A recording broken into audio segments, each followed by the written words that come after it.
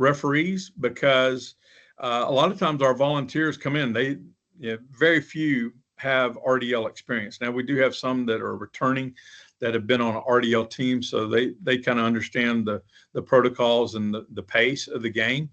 But however, some of our volunteers come in the night before. So what we do, and I've got a couple of coaches on here, what I would like for them to maybe expand on, and what we try to do is make sure that our volunteers are talking to the kids when they come up to, as a referee, as they come up to the drive stations. And what we want the kids to do is be able to lead that referee into what they're doing. What task are they trying to accomplish? Are they trying to go for the helium tank? Are they trying to pull that up and bring it back into the scoring zone? Or are they trying to collect a moon rock from one of the craters? So if our drivers and our captains on our team will let the volunteers know, that kind of helps our volunteers.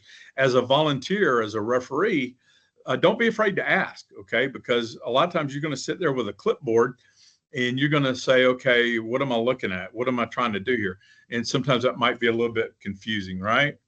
So just take your time, but talk to the kids, and they are instructed, and you'll hear us tell them at match time, hey, make sure you're communicating not only your team, but the other team, your alliance partner, and the officials, okay?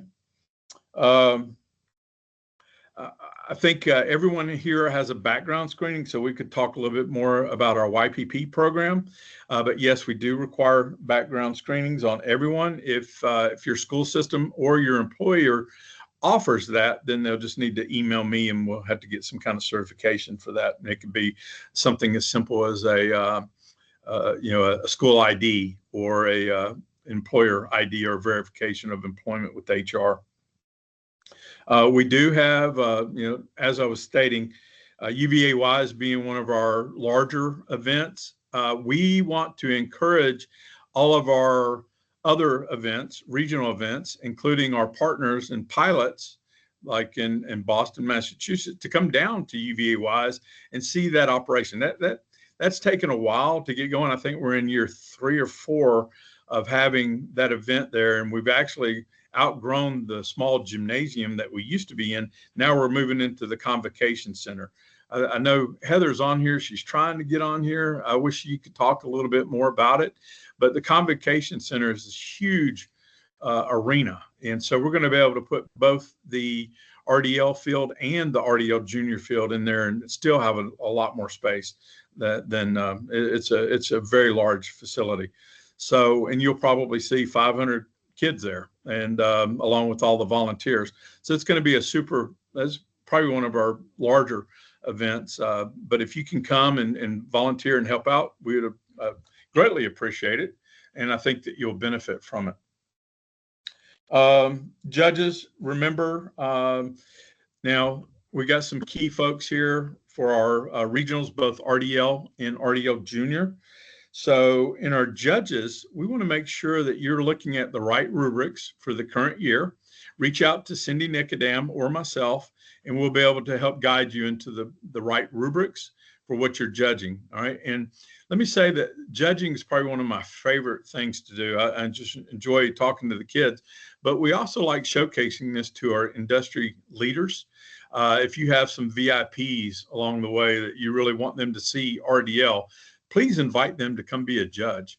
I promise you will not be disappointed.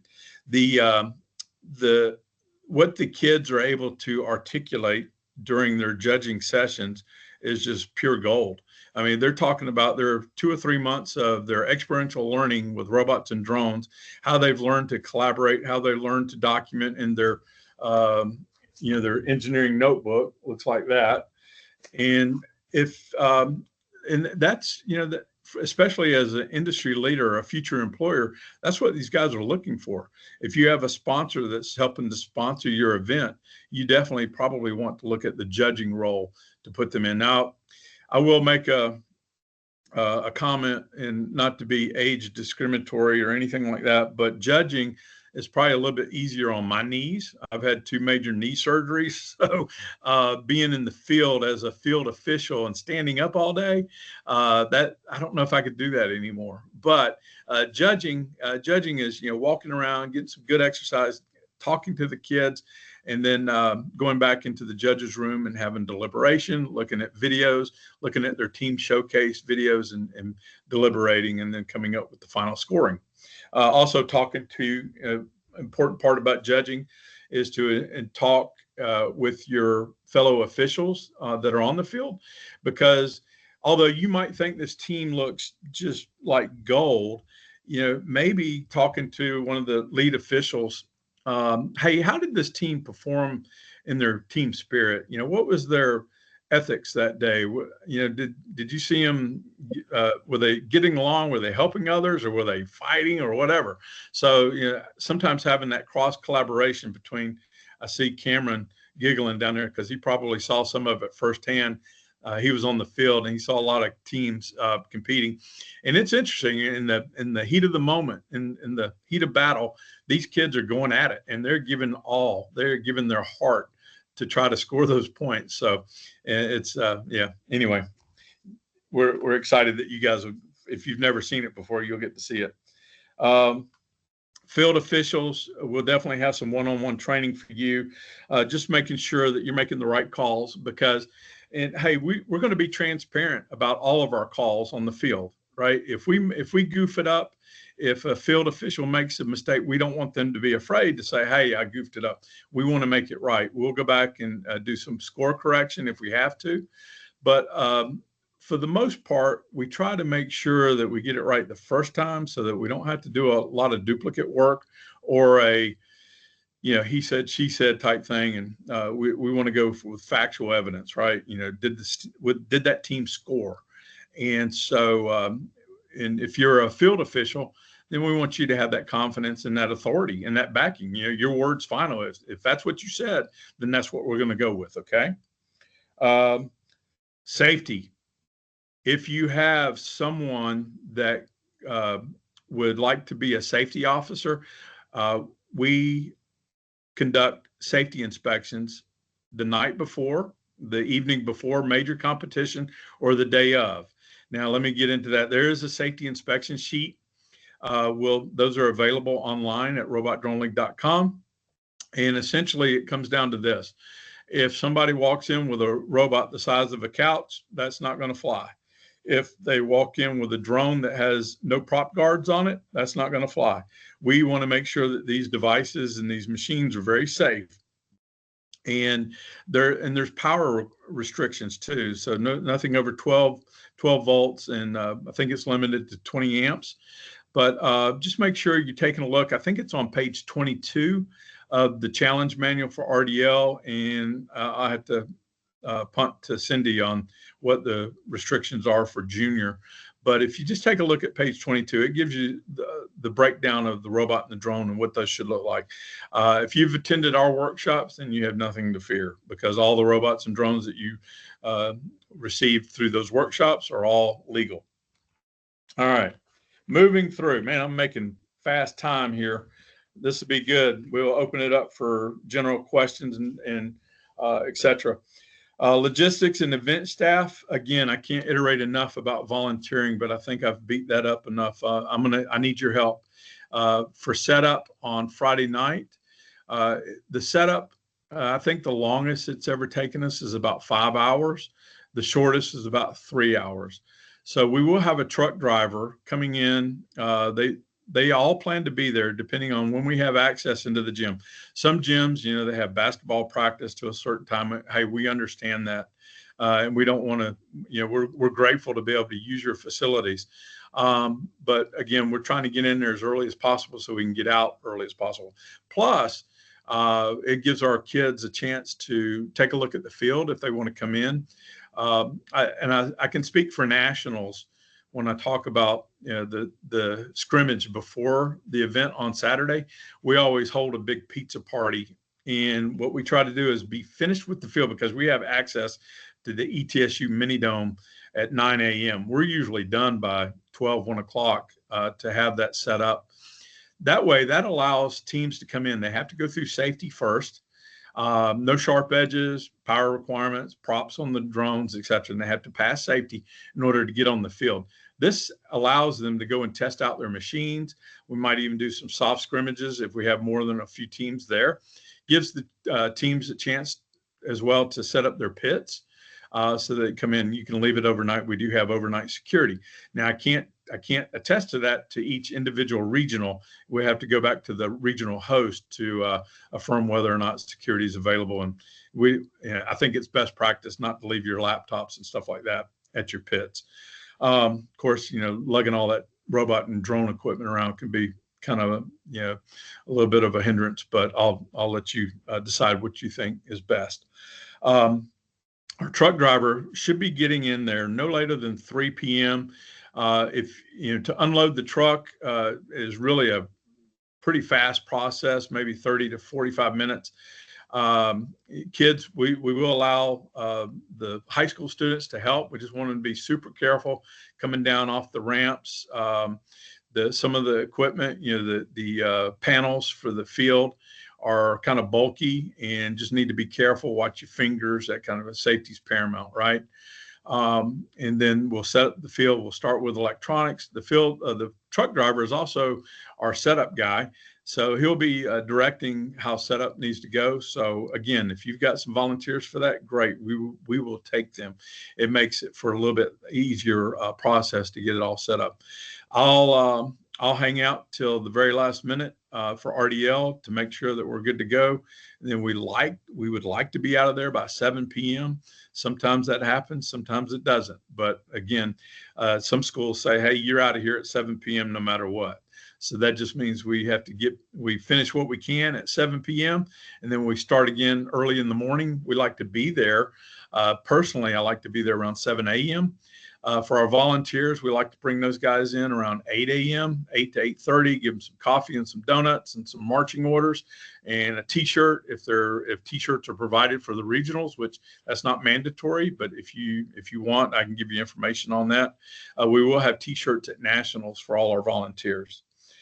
Let's see, waivers and hold harmless. We do have a generic StreamWorks Robot Drone League hold harmless that must be signed at all regionals and nationals. You can find those online. Those are real simple, just the parent guardian release along with media release. Okay, their picture might end up in the paper. Pretty good chance, right? And it'll probably end up on our website too. We just want to make sure that whoever we're featuring in video or photo, we do have a release. If we don't, that's okay. We've had those situations before where certain parents did not want their child's image released. Understandably, just let us know, okay? I mentioned the Youth Protection Program. I think if you have any other questions about that, let me know. We do have a screening process. So if someone does not have an employee badge or a member of a school system or a letter from HR and they want to go through our background application, we do have that available. Just have them reach out to me, okay? Professionalism. I don't think I even need to beat that up, but I will mention this is your regional and you know best who you want invited to your regionals, right? A lot of you are bringing in VIPs and you want people to see this. You want people, you're investing in Robot Drone League and we want to help you best with that too. So if there's anything that I can do, if you have any ideas, I know in our pilots, like in Boston with the JROTC program, we're doing some discussions now on how can we create a learning environment in the morning in the AM rather than just pouring right into actual scrimmage and competition. So we're open. We want to make sure that you have a great event as well because you're representing your home, your community, okay? And on that note, that is all the major stuff I wanted to cover. Let me mention insurance. So we do carry $1 million, $3 million, right, Cindy? I forget what it is. It's either $1 million or $3 million in liability insurance for all of our events. So just let us know if that is a requirement. Some schools have it, some don't. I always recommend we've got a great carrier for our insurance program. So just let us know if there's any needs in that realm. Other than that, I'm going to turn it over to Cindy real quick. Dr. Steve, well, Cindy, hold on just a second. Forgive me. I'm gonna go ahead and cover what Steve Wright was supposed to be talking about today. His son came into town uh, unexpectedly, but hey, as a bonus. So I will tell you that Steve and his crew at Streamworks there at Valley Brook on the ETSU campus have been working really extremely hard, not only in the Robot Drone League store. By the way, get your orders in for any kind of drones or robots that you need. I know Cindy's probably going to talk about Junior and some of the upcoming workshops that we have. But excuse me. But let's see, sponsors. So Steve's got some folks coming in. If you have community sponsors, primarily in industry or services, let me know. We do have a sponsor package that just went out yesterday.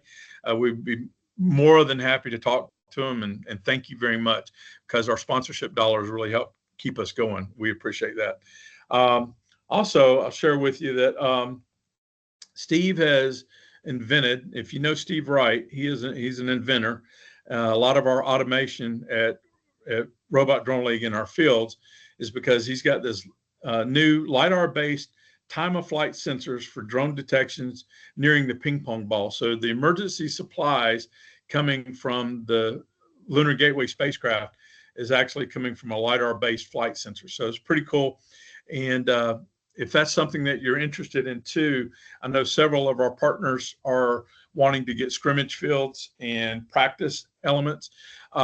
It is our goal to implement these year after year as much as we can. So even though this is an emergency supply dispenser coming from the Lunar Gateway spacecraft, I'll go ahead and share. I'll go ahead and be the spoiler for next year's game, Emergency. Next year's game, Emergency, is going to be water supplies coming from the water tower that look like a ping pong ball too. So, so we'll have multiple uses. So my point to that is a lot of these devices that you're purchasing through the scrimmage fields, if you want to practice, do in-house practice at your classroom, you can purchase it and they're really reasonable. I mean, the cost of these things, we want to make sure we keep it really low, but we also want to see that you use it year after year and not have to replace it every time we change the game, even though the games are going to change. Does that make sense? Hopefully it does. If not, just hang out and I'll be able to explain it a little bit more. But that's it from Steve. Again, we appreciate all the hard work going on there at Streamworks at Valley Brook. Some of our interns are here. I will say, for any autonomous measurement guide questions or dimensions, Ian was on here a few moments ago. I think he had to log off because he has a class at ETSU at night, but he is our main autonomous measurements guide for all CAD related questions and dimensions. So if you're trying your best to figure out how your kids are going to do the autonomous missions part of Moonbase, give Ian an email, or you can also reach out to him on the robotdroneleague.com forum. All right, I've said enough. Cindy, take it away. All right. I've jotted all these dates down just to make sure. So I'm just going to run through the dates that we currently have scheduled for the junior regionals and some of the workshops that we have coming up. And if you are on here and you're affiliated with any of these and something has changed, you can speak up here or send me an email or an update. These are currently what we have on the website right now too. So for our regionals, Dennis has already mentioned that's at UVA-Wise on November 8th. And in Tennessee, we currently have Memphis on January 17th, Jonesboro on January 24th, and Chattanooga on January 31st. So that's our Tennessee regionals. In Georgia, we have Lilburn on November 22nd. So that's currently the junior ones that we have. We have a few teams, RDL Junior teams, that have registered, mainly for UVA-Wise. So if you could reach out to your teams. I'm also going to send out a reminder to all the coaches from last year that registration is open, and hopefully some of those registrations will start coming in. That deadline is October 15th. I think Dennis had stated earlier. Some of the upcoming workshops we have, if you have anybody, if any of these are in your area that you would like to send that are interested in starting a junior team, at UVA Wise, Heather and I will be doing one on September 25th. And in Tennessee, Onika and Dennis are going to be doing one in Chattanooga on October 3rd, which they mentioned. And in Georgia, Julie Foltz and Whitney Wilson and Dennis are going to be doing one at the Aviation Museum on October 17th. Also, I wanted to mention all the manuals have been revised and updated and uploaded on the website for any changes. So we try to keep that updated. And we had talked about creating generic Google Classroom and trying to put everything in there for like an RDL and RDL Jr, where you have quick access to everything. If y'all could give us your thoughts on that, if that's something you would be interested in using. I'll also put that in the email when I send that out too. So it would just be a quick shop to where you could get to everything quickly. It might help with your volunteers once you get there. And once your team registers, we could give you the code and then you would have access to that Google Classroom. So I think that's it for me, Dennis, right now. Thank you, Anything Cindy. else?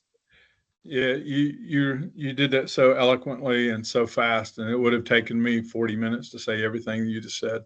So that's why Cindy's here. Hey, I just want to go ahead and open it up for questions, comments, because we're running up on 4:49. Is that right? Yeah. So, and again, don't feel rushed. I will stay on till 7 o'clock if I have to, if you want to have a discussion, and we can open it up to any kind of discussion too. If you're having team problems or, some of our new coaches, you might be experiencing, even though you're a host, and now you got a double hat. You're a coach and you're a host. So just know that, we are certainly dialed in on you, and we're going to be here to support you no matter what. All right. But let's go ahead and open it up for questions. Cindy, for our viewers and our participants that are having mic problems, it looks like Diana O'Neill said that she really likes the Google Classroom idea for RDL Jr. So I think we've shared some other Google Classroom resources in the past. I think when you were coaching, you had some Google Classroom stuff set up already. So maybe, of course, the games and the RDL platform have definitely evolved since the days of popping balloons, right? And which is really cool. So maybe, I don't know, I'll let you take on junior, and we'll talk about senior or, RDL. Now, I will say that a lot of our resources are already online. So if you've been through the advanced RDL workshop and you're building the Go Build a system, a lot of that material, those resources are online step by step, and I would encourage you to use those. Also, the curriculum, and this could be for both junior and senior, our partnership with For the Wind drones, the Hopper drones. If you haven't seen that curriculum yet, oh my goodness, it is so good. And it is really, you can have, outside of RDL, you could have a whole year's worth of curriculum inside your classroom just by looking at For the Wind. And you can use our code to gain access to that curriculum. And that's RDL. Is it 2025 RDL or RDL 2025, Cindy? Do you remember? You're muted.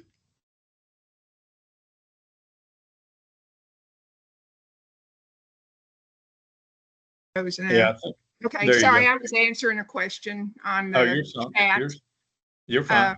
What was the question? RDL. Is it for the code to gain access to For the Wind drones for the Hopper? Is it RDL 2025 or 2025 RDL?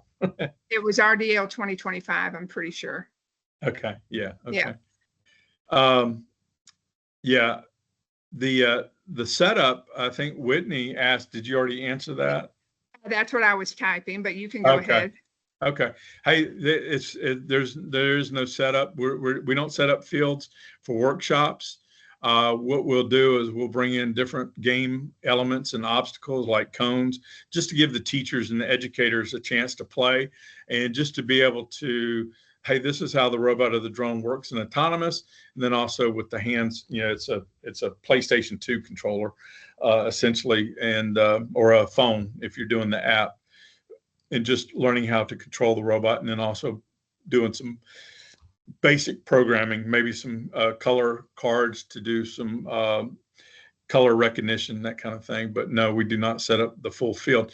Now, I think Julie brought up something. I might have to work out something with ETSU Valley Brook as far as getting the inflatable down to Georgia for our October 17th event, because there's some artifacts inside in the museum, and they were explaining to me that we would not be allowed to fly the drones in the museum unless we had some kind of cover. So I think that the inflatable would work really well in that instance. But we'll talk a little bit more about that offline, and maybe Whitney can offer some insight. I see a question about the code drone EDU is allowed. I think that, yes, that drone is allowed, but just so that everyone has kind of a working knowledge around the drones, that drone does not have a camera. And with, especially with senior, for the middle school and high school, there is a display that is out of view from the students that has STEM questions on there. So the only way that they can relay that information back to their drive team is through the camera on the robot or the drone. Now, this year, the display happens to be at a lower setting, so the robot would be able to see it if it has a camera. So not all robots and drones have cameras. So that's the only thing I would mention about the code drone. Code drone is a really good use drone for our junior event. So yes, but yes, Sergeant First Class Gonzalez, you can do that. All right, Cindy, make sure I don't miss any questions. The latest version on manuals is version 1. Now, of course, like any other good organization, we take our feedback, and we do get some feedback on certain things. We've got one team, and we really respect their input on everything we do. And as a matter of fact, they've won the autonomous award. They're really good at autonomous. So they really take and they dissect our rules. They want to make sure that what they're planning, their strategies, are legal and fair. So sometimes we have to go back and say, yeah, maybe we should have worded it that way. So if we won't launch change 2 anytime soon, but there will be another change. We'll wait for anyone else that has anything. And it could be a grammatical error. It could be anything that you have a question on. Just let us know, and we'll review it with you. And sometimes that might end up being a change, and sometimes no. But again, we encourage you to use the forum at robotdronelink.com, and we monitor that. So, all right, I got a question from Dela Cruz. Yes, sir. Hey, Dennis, my apologies. I posted a question through the chat. Okay.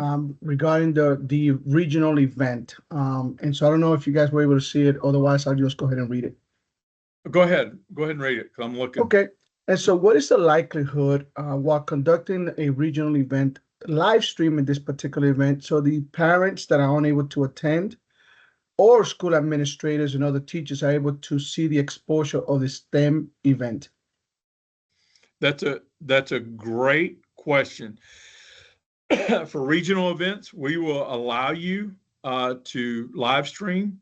Now, for like nationals, what we do is through Twitch, we will have a Twitch set up to where we could live stream that, and that's what we do at nationals. We don't carry a lot of the extra equipment with us for regionals. But if you, I mean, it's not hard to do. We can share that information. If you have a group of students, usually it's our interns doing it with a computer, right? If I can interrupt for a second, because I do have to drop. Okay, yeah, Mr. Dela Cruz, for Revere, we already have the equipment, so we'll be all set to live stream. beautiful. In Revere, we have the soccer camera, the 360 view of the field house. And we live stream everything we do at Revere. Nobody ever watches it. Nobody's asked for my autograph. I'm just saying. That's going to happen quick. I'm going to get your autograph soon. So, Cindy, if I email you, can we have a conversation sometime this week? Sure. It'll be with my battle buddy. She's on the IEP. Okay. No. Yeah, we know who we're talking about. I'm not turning red. All right. Hey, Nikki had to drop off. Thank you, Nikki. She had to pop out for a faculty meeting. I know how those things go. Anyone else? Let's see. Questions? Google Classroom, that's coming soon. So Cindy will be sharing that out with all the networks. The videos, what videos are you talking about, Sergeant First Class Gonzalez? Are you talking about the showcase videos?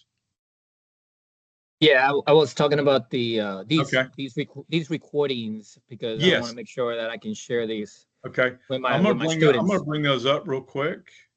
And let me get into Robot Drone League, and I'll show you where to go to see those. And usually it's in past games.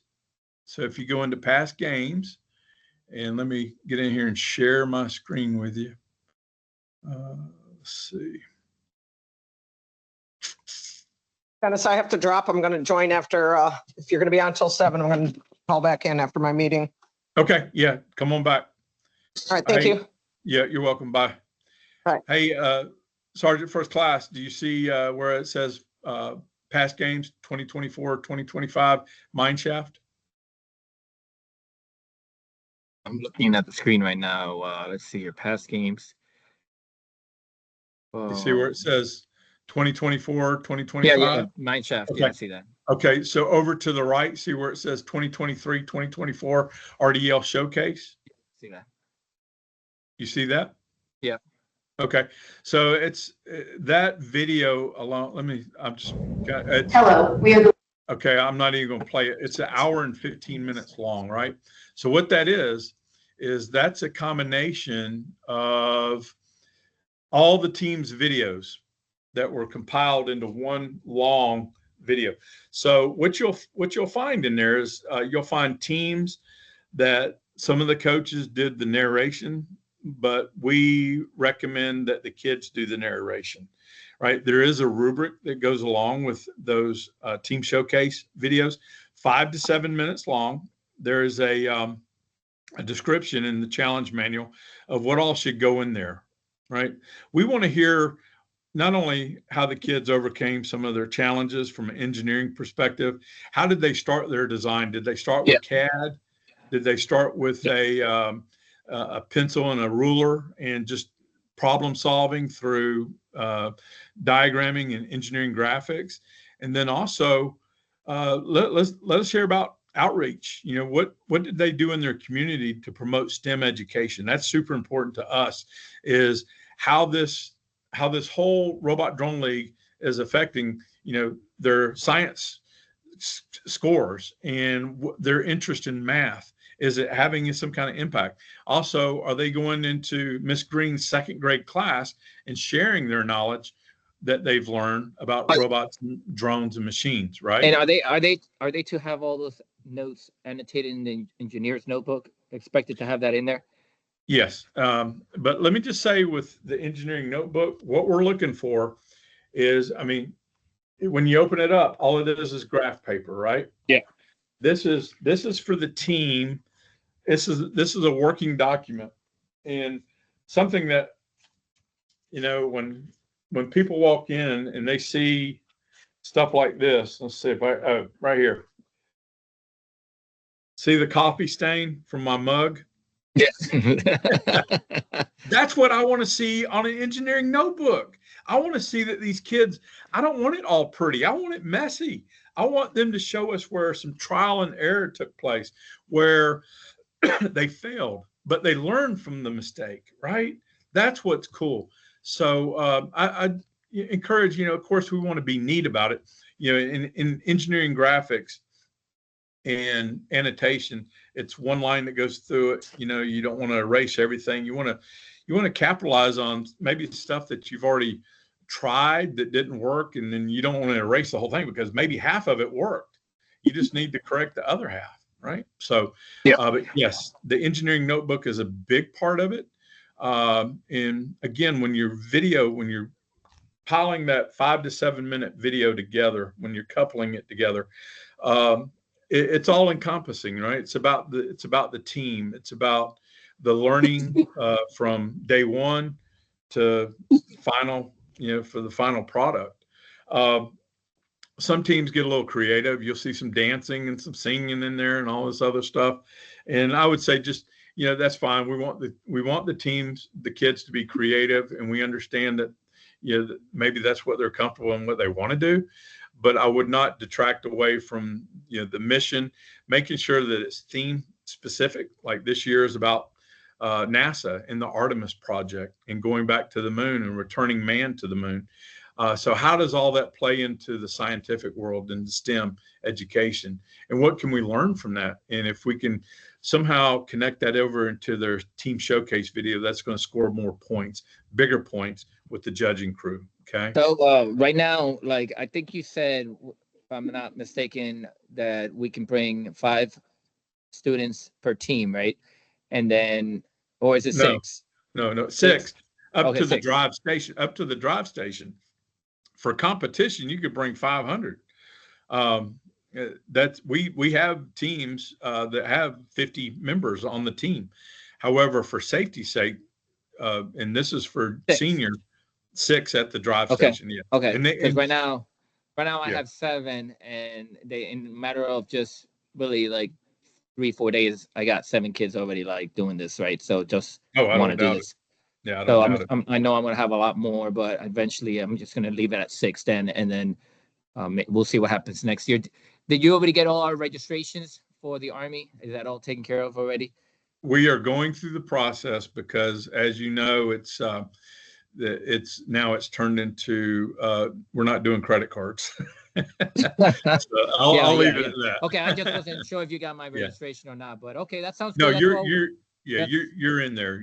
You are, and I thank you for bringing that up. I don't think we addressed the advancement criteria for nationals. So, and the same is true for RDL Jr. But what we'll do is we have, in order to get through the day at nationals, we have 2 days. We have that Friday and that Saturday. Friday, of course, is set up and scrimmage. So there's going to be an overnight involved at nationals for sure. Most of our teams are coming in from, long distances. I will say that we're in discussions now with other partners to move our nationals around a little bit so that we can cover, Georgia, Pennsylvania, Kentucky, etc. But for this year, for March 28th of 2026, rather, we'll be at East Tennessee State University, and we'll bring in the best 20 teams out of all the regionals for RDL, and then the best 20 teams out of all of RDL Jr. To the nationals, right? So in order to get through the day, we limit it to that amount of teams, just because we're going to try to get out of there at no later than 4:00 in the afternoon on Saturday. Junior might get out a little bit earlier. We try to get the awards ceremony for junior finished up by 1 p.m. on Saturday. But on that note, what we want to do is, let's say, for Boston, we have 20 teams competing in a pilot event, or maybe it's just 15. I don't know yet. I suspect that number will go up. UVA-wise will have 20 plus. Georgia will have 10 plus. And then Murfreesboro will have 20 plus, right? So out of all those teams, we're going to take the best 20. We're going to divvy that up into basically on performance scores. And also, we will have some open spots that we will reserve for rookies.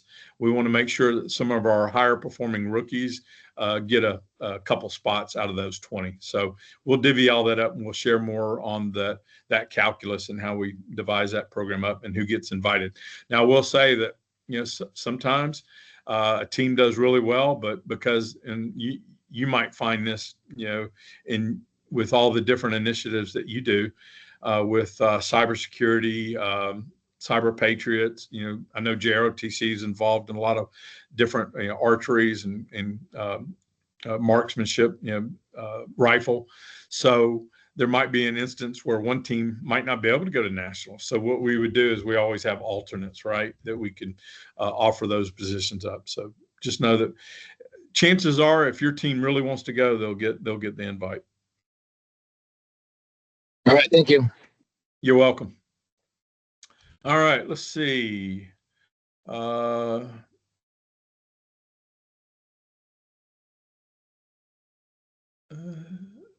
Cindy's working on explanations about the changes. And Meg bye, Meg. We'll see you later. Diana, let's see. I think Whitney's waving goodbye. Whitney, it was great to meet you. I didn't get to hear you, but maybe we can talk on the phone soon. If you have any questions, just ping me, okay? All right, Whitney said, yep, they shut the museum, the gates after 5, so she's got to go head up. Otherwise, she's going to be spending the night with a B-29 or whatever they got there in the museum, right? Thank you, Whitney. We appreciate you. I look forward to meeting you soon. Okay. Lisa Rodriguez had to head out too. So again, ask some questions if you have them. Otherwise, we are adjourned as far as the official meeting goes. I appreciate your time. I'm going to go ahead and stop recording now. But maybe I'll keep the recording going just in case there's some questions. So feel free to pop in chat or speak up if your microphone's working. I'm looking at chat and I don't see any other questions. All right, thanks, Dennis. Appreciate all the hard work. We're hoping that we can get this pilot program going for our Northeastern region. And I'm hoping to have 10 teams. I've allotted some money for that. So like we said, we want to leave it open to invite anyone that wants to come to that event. But that's very gracious. We appreciate that. Yeah. And hopefully all works out and we'll see you again hopefully soon. Yeah. Thank you, Christian. Thank you for being here and participating. Hey, Christian, real quick, man. I wanted to ask you if you'd help me judge on December 1st. Yeah, let's talk about that later on offline. I could do that. That's not an issue. What I wanted to do was kind of invite my other 3 guys. Yes. That went to the training, and perhaps I got to find out how much money I have first in a pot, with a new school year. I got you. Okay. Someone from us will be down there before our event at the regional takes place. Okay. And just know that your 9 or 10 teams have already been penciled in for there. So no concern there to get you in. You guys are already penciled in. Appreciate it. Thank you so much, Dennis. Thank you, Christian. Bye. Julie, thank you. Thank you for joining us.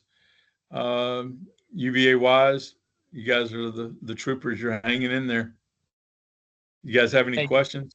I just wanted to say a comment. 1, pleasure seeing you again. Yes. Really excited for RDL. And 2, just wanted to make sure that Heather would be receiving a recording because she's very disappointed she wasn't able to make it to the meeting today. Just the technical difficulties were too much. She kept sitting there trying to fix it for 25 minutes. She was saying in the group chat. I know. So. Some people have a lot of problems with Teams and sometimes it's Zoom for me. So it goes both ways, I guess. Yeah. But thank you guys. I appreciate your time. Thank you. If you guys are going to be officiating now, make sure you're reading that challenge manual. All right. Sounds good. Yeah, we appreciate you. And hey, do me a favor, man. If you can commit to the nationals, because I'd love to have you officiating there too. Where's the nationals held? ETSU. Okay, so it's all like after regionals in Yeah, it'll be in ETSU. March. It'll be in March of next year. Okay. Gotcha. Hey, and you know what? And if you really like it that much, then I think the following year we're looking at Kentucky at Fort Knox. So Oh, wow. yeah, That'd be man. pretty cool. Yeah, man. That's really Get cool. you up there. And then maybe the year after that, we're looking at Georgia Tech. So in Atlanta. So anyway, thank you guys. I appreciate your time. Thank you Thank very you. much. Thank Nice you. meeting you. All right. Have a good Bye-bye. day. See you.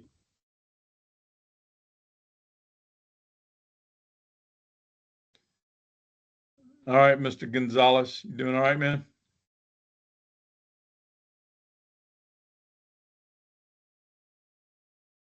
Sergeant First Class, you there?